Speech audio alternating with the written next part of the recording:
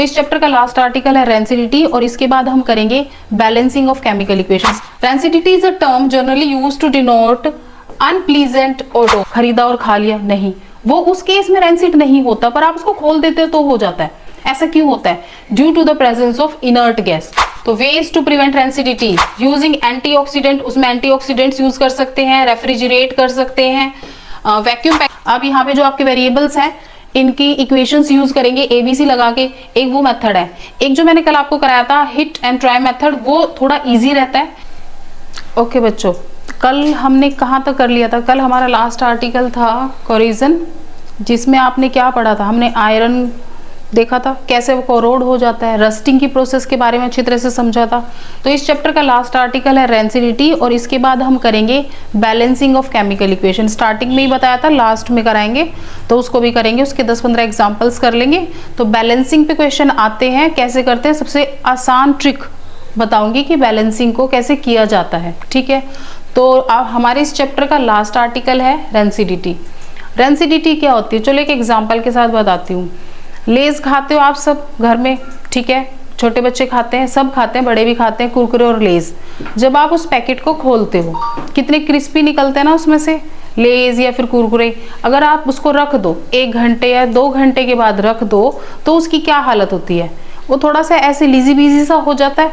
उसकी शेप, उसका टेक्सचर, उसका स्मेल, उसकी हर चीज में क्या हो जाती है? चेंजेस हो जाते हैं। क्यों होते हैं?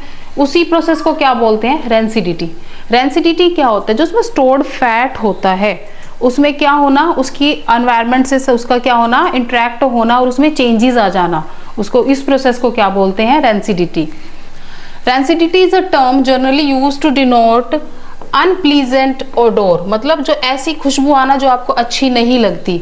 लेज खरीद के लाते हैं, अच्छी लगती है उसकी फ्रेग्रेंस, इसीलिए तो हम उसको खाते हैं, पर थोड़ी देर बाद उसको रख के देखो बिल्कुल ही टेस्ट भी इतना गंदा हो जाता है उसका, ऑफुल, और स्मेल भी कितनी आती है, अजीब सी स्मेल आती है, उसको आप फेंक देते हो, नहीं खाते। तो उसमें से कैसी स्मेल आती है? अनप्लीजेंट, जो आपको बिल्कुल भी अच्छी नहीं लगती। And flavours in food resulting from the deterioration in the fat, मतलब क्या उसमें हो रहा है? चेंजेस हो रहे हैं बेटा फैट में। जो उसमें ऑयल प्रेजेंट थे ना उसमें क्या हुआ? चेंजेस हुए, इसी वजह से वो पैकेट जो आपका क्या हो जाता है? रेंसिड हो जाता है। There are 2 basic types of cause.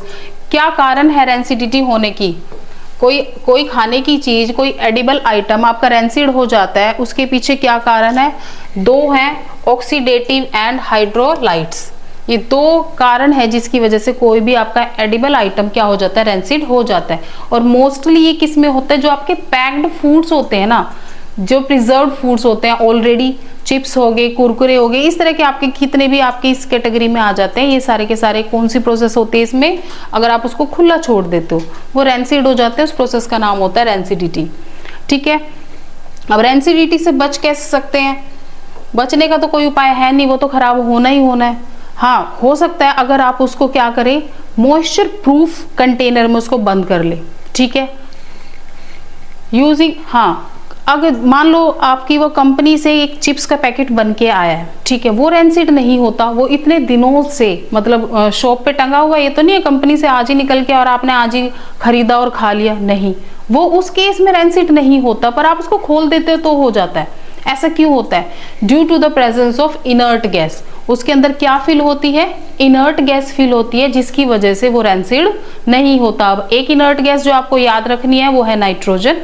तो आपके चिप्स के पैकेट में, कुरकुरे के पैकेट में और भी जितने भी आप ये खाते हो तो उसमें कौन सी गैस फिल होती है बेटा? नाइट्रोजन गैस फिल होती है, जिसकी वजह से वो सब्सटेंस आपका एज सच रहता है, क्योंकि वो रिएक्ट नहीं करता। इनर्ट गैस क्या होती है? इनर्ट गैस आपकी ना रिएक्ट करेगी, ना उससे कुछ लेगी ना देगी, ना इलेक्ट्रॉन्स लेगी ना ही देगी। तो इनर्ट गैस फिल कर देते हैं, इसलिए वो एज सच रहते हैं। आपको पता है ना, लेज के पैकेट में आपके 5 रुपए के चिप्स होते हैं, 5 रुपए की उसमें हवा भरी होती है, तो वो हवा का नाम पता होना चाहिए आपको, वो होती है नाइट्रोजन गैस, ठीक है। तो किसी भी खाने वाले आइटम को, जो भी आपके लेज वगैरह, उसको कैसे प्रिजर्व कर सकते हैं? तो ways to prevent rancidity, storing in a dark place, sunlight की प्रेजेंस से दूर। ऑब्वियसली बात है, मैंने कहा ना किसी कंटेनर में आप उसको अच्छी तरह से सील बंद करके रख दे। यूजिंग गैसेज इन पैकेजिंग, अगर आप वापिस इनर्ट गैस उसमें डाल सकते हो तो बेस्ट है, वो वापस उसी फॉर्म में आ जाएगा जैसे आप मार्केट से खरीद के लाए थे। यूजिंग एंटीऑक्सीडेंट, उसमें एंटीऑक्सीडेंट्स यूज कर सकते हैं, रेफ्रिजरेट कर सकते हैं, वैक्यूम पैकेजिंग, उसमें से बिल्कुल ही हवा निकाल दो, यूजिंग ऑक्सीजन स्कैवेंजर्स, ऐसी चीजें उसमें डाल दो जो कि है ना ऑक्सीजन को उसमें से क्या कर ले, कंज्यूम कर ले, क्योंकि ऑक्सीजन होगी तो रिएक्शन को स्पीड अप करेंगे, तो ऑक्सीजन नहीं होगी तो नहीं होगा। यूजिंग एयर टाइट कंटेनर, जैसे भी अभी आपको हम बता चुके हैं कि एयर टाइट कंटेनर में वो तो हम सब करते हैं, जैसे ही वो खत्म हो जाता है उसको ऐसे सील बंद डिब्बी में बंद करा तो ऐसा सच रहता है, तो एयर टाइट कंटेनर। तो यहाँ पे आपका ये चैप्टर तो खत्म हो जाता है, जो इस चैप्टर की मेन चीजें थी वो मोटा मोटा हो गया है, बस आपकी बैलेंसिंग रह गई है। अब हम करेंगे बैलेंसिंग। बैलेंसिंग के बहुत सारे तरीके हैं, एक कुछ टीचर्स मैथ के हिसाब से इक्वेशंस बना के बैलेंसिंग कराती है, वो थोड़ा सा मुश्किल प्रोसेस लगता है। आप यहाँ पे जो आपके वेरिएबल्स हैं इनकी इक्वेशंस यूज करेंगे ABC लगा के, एक वो मेथड है। एक जो मैंने कल आपको कराया था हिट एंड ट्राई मेथड, वो थोड़ा इजी रहता है, कॉम्प्लिकेटेड नहीं है, तो उस मेथड से हम करेंगे, ठीक है। तो पहली इक्वेशन है HGO, यहाँ पे आपको कुछ ऐड करना है जो आएगा, जिसके बाद ये बैलेंस हो जाएगी। फिलहाल अनबैलेंस्ड इक्वेशन है, आपके पास इक्वेशन है लेफ्ट हैंड साइड पे है HGO give rise to Hg plus O2। अब यहाँ पे देखते हैं लेफ्ट हैंड साइड, एरो से पहले आपके रिएक्टेंट्स है और एरो के बाद प्रोडक्ट है। जो रिएक्टेंट्स है इसमें लेफ्ट हैंड साइड में हमारे पास क्या है, Hg और O लिख दिया आपने, सीक्वेंस से लिख दिया भाई, Hg है और O है। अब आपको ये देखना है इनके कितने कितने एटम्स हैं, Hg के कितने हैं, ना आगे है ना नीचे है, तो कितना है, 1 है। ऑक्सीजन के कितने, ऑक्सीजन के भी 1 है। लेफ्ट हैंड साइड के आपने लिख दिए। चलो अब राइट हैंड साइड पे चलते हैं। आपकी प्रोडक्ट साइड पे Hg कितने हैं, Hg मैडम यहाँ पे भी 1 है फिलहाल तो, और ऑक्सीजन कितने हैं, 2। क्या ये बैलेंस है, Hg इधर भी 1 है और इधर भी 1 है, हाँ यहाँ तक तो बैलेंस है। ऑक्सीजन यहाँ देखेंगे यहाँ 1 है और ऑक्सीजन इधर कितने हैं, इसके इधर ऑक्सीजन के 2 एटम्स है। तो आपको क्या बैलेंस करना है, ऑक्सीजन बैलेंस करना है। राइट हैंड साइड पे 2 है, लेफ्ट हैंड साइड पे 2 लगा दें, हाँ लगा देते हैं। चलो ठीक है, राइट हैंड साइड पे मैंने क्या ऐड करा है, 2 ऐड करा है, तो ये कितने हो गए, 2। अब यहाँ देखो लेफ्ट हैंड साइड पे भी 2 हो गए और राइट हैंड साइड पे भी 2 हो गए, बैलेंस होगी। अभी तक तो बैलेंस है, पर वापस ऊपर चलते हैं। जब आपने इसके आगे 2 लगाया तो ऑक्सीजन के भी लेफ्ट हैंड साइड पे कितने एटम्स बन चुके हैं, 2 बन चुके हैं। तो Hg के भी कितने बन चुके हैं, 2 बन चुके हैं। तो Hg के आगे क्या लगाया, 2। तो यहाँ पे Hg के जब आगे 2 लगाया तब राइट हैंड साइड पे देखना Hg कितना हो गया, 1 हो गया। कोई बात नहीं, इसके आगे भी क्या लगा देते हैं, 2 लगा देते हैं। यहाँ पे भी 2 लिख दिया। अब चेक करेंगे, अब बैलेंस हो गई है। Hg लेफ्ट हैंड साइड पे 2, राइट हैंड साइड पे भी 2, ऑक्सीजन इधर 2 और उधर भी 2। अब बैलेंस है, ऑक्सीजन के आगे ये लगा हुआ है, यहाँ पे कुछ नहीं फिल करना क्योंकि हमारी इक्वेशन क्या हो चुकी है, बैलेंस हो चुकी है। इतना समझ में आया। चलो नेक्स्ट एग्जांपल पे चलते हैं। यहाँ पे अगेन एक इक्वेशन है BaSLiN, Li लिथियम नाइट्रोजन। तो आपने सबको लिख दिया, जितने जितने जिसके एटम्स है लेफ्ट हैंड साइड और राइट हैंड साइड पे आपने लिख दिए। पहले आप चेक कर लो बैलेंस ऑलरेडी दी तो नहीं हुई है, Ba1 वहां 3 फर्स्ट एलिमेंट को ही चेक करा तो वो बैलेंस नहीं है, इट मीन्स वो बैलेंस नहीं है, ठीक है। चलो चेक करते हैं। राइट हैंड साइड पे 3 है Ba और लेफ्ट हैंड साइड पे Ba कितना है, 1। 1 को 3 बनाना है, आगे क्या लिख दिया, 3। जो हम लिखेंगे उसको हम सर्कल में डिनोट करेंगे। हमने क्या लिख दिया, 3। तो Ba 3 हुआ तो उसकी वजह से S भी क्या हो गया, 3, उसको भी हमने सर्कल में कर दिया। S 3 हो गया, इधर S कितना है, 1 है। चलो वहां चलते हैं, तो उसको भी क्या करा, 3 करा, और यहाँ पे हमने सर्कल से क्या कर दिया, 3। बस चेक करते चलना। जब अब ये देखना, अगर आप यहाँ पे 3 करा तो आपने लिथियम को बढ़ा दिया, 3 2 जा 6, तो इस सर्कल में 6 लिख दिया, कोई दिक्कत नहीं। वापिस चलते हैं। अब यहाँ पे लिथियम, वहां लिथियम 6 करके आए, यहाँ 2 दे रखा है। अगेन 2 को किससे मल्टीप्लाई करें कि 6 हो जाए, 3 से। 3 2 जा 6, ये भी 6 हो गया, सर्कल में कर दिया। लिथियम को चेंज करा, नाइट्रोजन चेंज हो गया, नाइट्रोजन कितने बन गए, 3, यहाँ 3 लिख दिया। अब वहां नाइट्रोजन को चेक करने जाएंगे, यहाँ नाइट्रोजन कितने दे रखे हैं, 2, और 3 2 जा 6, और हाँ यहाँ पे 3 2 जा 6। लिथियम इधर कितने, नाइट्रोजन कितने हैं, इधर 6 है, और आपके पास कितने हैं, 6 है। बैलेंस होगी, हाँ होगी। Ba 3, S 3, lithium 6, nitrogen 6। Equation balance होगी, हाँ बैलेंस हो गई। तो बस आपको लिख लिख के देखना है, ट्राई करना है और आपका क्वेश्चन हो जाएगा। नेक्स्ट करते हैं NaFBr, NaF और Br, इनके पहले जितने नंबर ऑफ एटम्स गिवन है लेफ्ट हैंड साइड के और राइट हैंड साइड के, जैसे पहले लिख लिए Na1 F1 Br की कितने हैं 2। सिमिलरली राइट हैंड साइड पे Na1 Br1 और F2, ठीक है। बैलेंस है, N बैलेंस है, Na सोडियम क्लोराइड, F इधर 1 है इधर 2 है, F बैलेंस नहीं है। चलो शुरू करते हैं। राइट हैंड साइड पे F कितने हैं 2 है, लेफ्ट हैंड साइड पे कितना है 1 है, क्या ऐड करें 2 ऐड करते ही हम सर्कल में क्या लिखेंगे 2। अब आपके पास क्या हो गया, सोडियम भी 2 बन गया, चलो ठीक है, उसके आगे भी सर्कल में 2 लिख देते हैं। इधर 1 है, चलो यहाँ पे 2 ऐड कर देते हैं, तो ये 2 हो गया, ठीक है। Br2 बन गया अपने आप ही, उसके आगे हम 2 लिख देते हैं। अब क्या रह गया, F रह गया, वहां पे F2 है, यहाँ पे 2 है, सारे तीनों आपके वेरिएबल्स 2 है और यहाँ पे भी कितने हैं 2 है, बैलेंस होगी, हाँ होगी। F के आगे कुछ नहीं लिखना, Br के आगे भी कुछ नहीं लिखना, जहां कुछ नहीं होता वो 1 होता है, जहां कुछ नहीं होता वहां पे 1 होता है। तो इक्वेशन बैलेंस है, हाँ ये भी बैलेंस है। अगली देखते हैं, ये कुछ एग्जाम्पल्स है बैलेंसिंग के, जिसको मैंने ऑलरेडी फिल कर दिया है, आपको ये चेक करना है कैसे हुआ है। सबसे पहले सेम प्रोसेस करना है आपको, आयरन, हाइड्रोजन, सल्फर, ऑक्सीजन, इनके आपको नंबर ऑफ एटम्स लिखने हैं, बोथ साइड के लिखने हैं, लेफ्ट हैंड साइड के भी और राइट हैंड साइड के भी। लिखने के बाद आपको बस चेंज करते जाना है, जिस नंबर को जिस नंबर से आप चेंज करोगे उसके आगे उसको सर्कल से लिखना है, ठीक है। यहाँ पे आप देखो आयरन कितना दे रखा है Fe 1, हाइड्रोजन 2, या साइड में कराती हूँ दिखाई दे, दिख रहा है। सबसे पहले फर्स्ट क्वेश्चन, Fe कितना दे रखा है 1, हाइड्रोजन 2, S1, ऑक्सीजन 4, ये लेफ्ट हैंड साइड है। राइट हैंड साइड में देखना क्या दे रखा है, Fe 2, S3, ऑक्सीजन 12 और H कितने दे रखे हैं बेटा 2। बिल्कुल भी बैलेंस नहीं है, दिखाई दे रही है। सबसे पहले आप आयरन को लेके चलोगे, इधर 1 है इधर 2 है, सबसे पहले जहां 1 है उसके आगे क्या लगा दिया 2 लगा दिया, तो कितने बन गए 2 बन गए, ठीक है, हो गया, बैलेंस हो गया। उसके बाद आप हाइड्रोजन चेक करते हैं, हाइड्रोजन 2 इधर दे रखे हैं, 2 इधर दे रखे हैं, पर इधर भी बीच में है, तो आपको क्या करना है, हाइड्रोजन को छोड़ दो पर, ठीक है।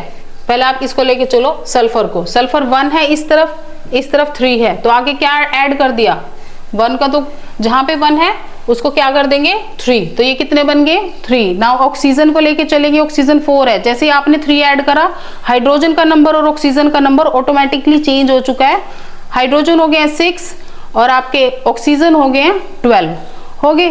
अब आपको डायरेक्टली दोनों को चेक करना है, यहाँ पे ध्यान से देखना, Fe कितने हो चुके हैं 2, कोई दिक्कत नहीं, हाइड्रोजन 3 2 जा 6, S कितने हो चुके हैं 3 और ऑक्सीजन कितने हो चुके हैं 12। ये आपका लेफ्ट हैंड साइड का सिनेरियो है। राइट हैंड साइड पे देखो Fe कितने हैं 2, मैच हो रहे हैं, हाँ हो रहे हैं। S कितने हैं 3, मैच हो रहे हैं। आगे ऑक्सीजन देखो 4 3 जा 12, ऑक्सीजन इधर भी कितने हैं 12 है। आपके हाइड्रोजन कितने हैं 3 2 जा 6, इधर भी कितने हैं 6। ये तो बिल्कुल ही क्या होगी बैलेंस होगी। बस कुछ नहीं है, हिट एंड ट्राई मेथड है, आपको नंबर लगाने हैं, इरेज करने हैं और नंबर को बढ़ाते जाना है। अगली इक्वेशन देखो, C कितना है यहाँ पे कार्बन 1, हाइड्रोजन भी 4, ऑक्सीजन 4। यहाँ पे देखिए कार्बन कितना है 1 और ऑक्सीजन कितने हैं 2। इसको आप चेंज नहीं कर सकते, मैंने पहले भी बताया, जो आपके नीचे लगा होता है सफिक्स, इनको आप चेंज नहीं कर सकते। आप सिर्फ आगे नंबर ऐड कर सकते हो, जहां पे डैश दिया हुआ है सिर्फ आप उसी में ही आप अपने वेरिएबल्स को ऐड करोगे, 1 2 3 whatever you want to, आप यहाँ लगा के ट्राई कर सकते हो। यहाँ पे कार्बन देखिए कितना है 1 है और यहाँ पे भी कार्बन 1। हाइड्रोजन काउंट करेंगे 4 1 जा 4, हाइड्रोजन 4 है। राइट हैंड साइड पे चलते हैं 2 2 जा 4, हाइड्रोजन हो गया बैलेंस। ऑक्सीजन देखते हैं 2 2 जा 4 और बेटा यहाँ देखेंगे 2 तो ये है और 2 ये है, 2 और 2 4, टोटल काउंट करने हैं। आप ये मत सोचना सिर्फ मुझे इसके देखने हैं, सिर्फ इसके काउंट करने हैं, नहीं, ये पूरे के पूरे आपको जो राइट हैंड साइड बनती है ना आपकी, जो आपके प्रोडक्ट्स हैं, इसके आपको टोटल चेक करने हैं। टोटल ऑक्सीजन कितनी है, टोटल हाइड्रोजन कितने हैं। इसी तरह से आप इसमें चाहे 3 दे रखे टर्म्स दे रखे हो, आपको 4 दे रखे हो, आपको टोटल चेक करना है। ठीक है, टोटल ये चेक करना है कि भाई इसमें कितने हैं ऑक्सीजन, इसके पास भी और इसके पास भी, तो टोटल चेक करोगे कि टोटल एटम्स कितने दिए हुए हैं ऑक्सीजन के, लेफ्ट हैंड साइड पे कितने और राइट हैंड साइड पे कितने हैं। थर्ड एग्जांपल देखो, NH3, N कितने हैं 4, नाइट्रोजन कितनी है 4। चलो राइट हैंड साइड पे चलते हैं, N के आगे क्या लिखा हुआ है 4, it means right hand side पे भी नाइट्रोजन कितने हैं 4 है।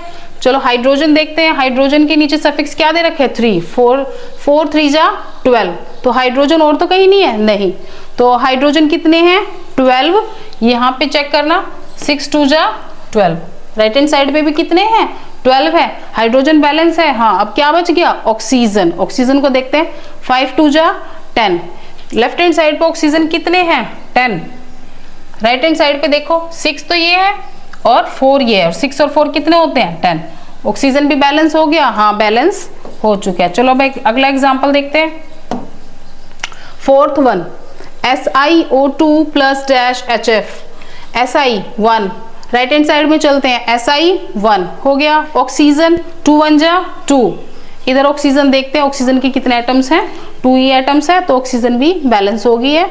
उसके बाद आप देखोगे हाइड्रोजन, हाइड्रोजन को चेक करते हैं, हाइड्रोजन के आगे क्या वेरिएबल लगा हुआ है 4, इधर चलते हैं, हाइड्रोजन 2 2 जा 4, बैलेंस है, हाँ बिल्कुल है।